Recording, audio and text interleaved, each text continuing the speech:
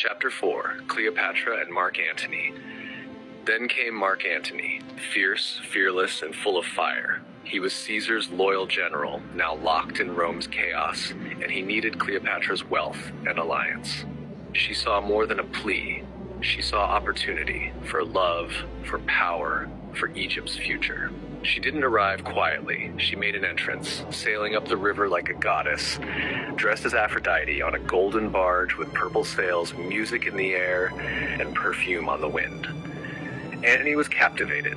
Their passion was immediate and unstoppable. Together, they ruled like royalty, their bond as fierce as their ambition. They had 3 children and lived as if Olympus had descended to earth. But Rome never forgets and never forgives. Octavian, Caesar's heir, saw them as a threat. He accused Cleopatra of seducing Antony and poisoning his loyalty. He labeled them traitors, enemies of Rome. The path was clear now. War was coming. Chapter 5, The Final Stand. In 31 BCE, it all came to a head, the Battle of Actium. Cleopatra and Antony stood side by side, their fleets facing Octavian's might. They fought with courage, but the tide turned. When Cleopatra's ship withdrew, Antony thought she had abandoned him. Devastated, he surrendered to despair. Believing all was lost, he fell on his own sword.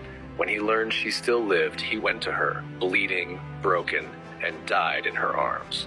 Now Cleopatra stood alone. She knew what Octavian had planned: humiliation, chains, and spectacle in Rome.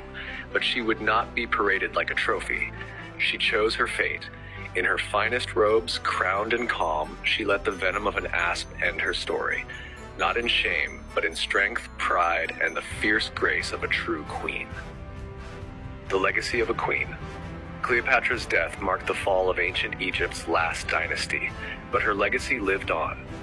She became a legend, not for being perfect, but for being powerful and unafraid. She proved that a woman could lead a nation, outsmart her enemies, love fiercely, and face the end with unshakable pride. Let her story remind you that even when cast out, you can return stronger, that love can be strength, not weakness, that true power lies in how you rise and how you fall, and that you too carry the fire to be bold, brave, and unforgettable.